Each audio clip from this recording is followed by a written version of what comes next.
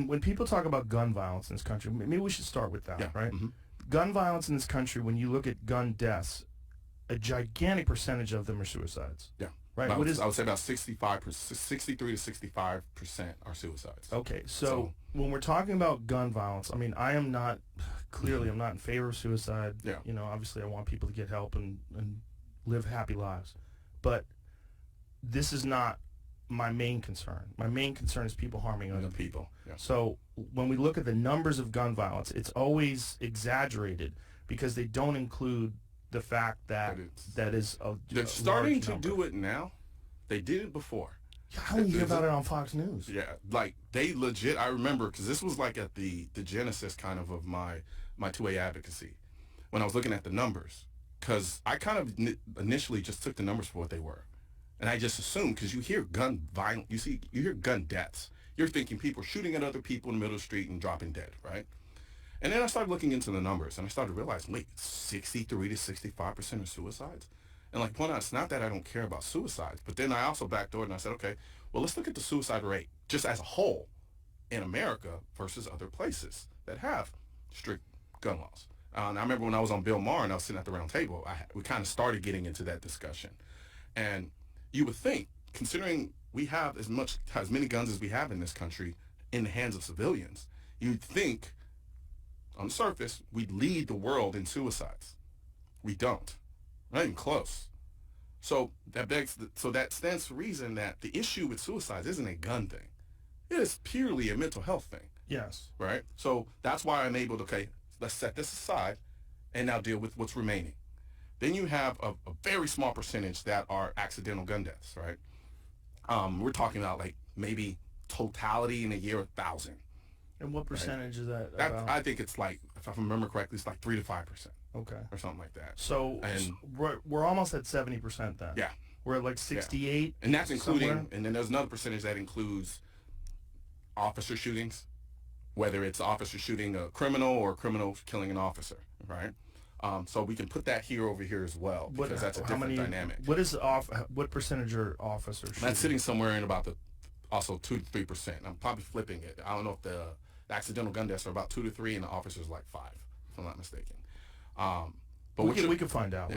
Jamie will pull it up so we could get an accurate assessment of it. But to get to where we want to go is essentially homicides with firearms. That's where we want to be.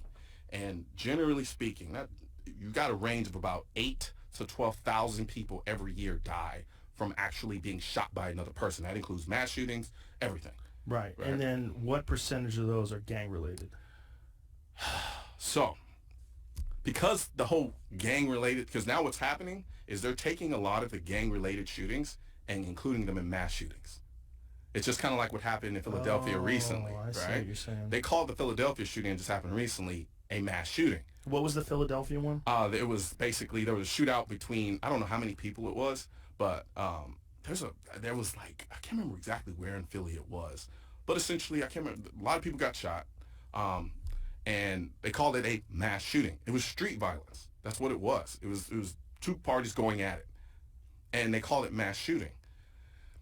I guess you could argue why that's considered a mass shooting, but it's not. But in our minds, when we think about it, a mass shooting is somebody, you have an individual or multiple people who want to go and kill as many innocent people as possible. Right. We're not talking about people who are shooting each other over disputes. This was a dispute that took place in the public between two people with guns, essentially. And so they want to call that a mass shooting. And I'm like, that's not fair, because the way to deal with these types of things they're different. The same way you don't include the suicides and the homicides, because there are different reasons for why they're happening, right? And so a lot of the vast majority of the gun violence, the homicide aspect of it, is from the inner cities.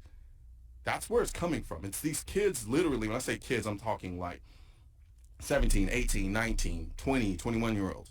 They're shooting at each other. Now, I'm not dismissing that and saying that it's irrelevant and that we shouldn't factor that in. What I'm saying is it's a totally different reason for why it's happening. It's not a gun issue. It's a socioeconomic issue. Because if you take those same kids that look like me, right? I know a lot of black people or people of color who live in the suburbs of America, and they're not running around committing drive-bys in their BMWs. They're not. So what's the difference there? They have access to guns the same way these kids have access to guns. And these kids have access to guns illegally in the inner city. The difference is prolonged exposure to poverty. But nobody wants to have that conversation. The reason they don't want to have that conversation is because it is admittedly hard to deal with. It's hard. It's convoluted and it's difficult.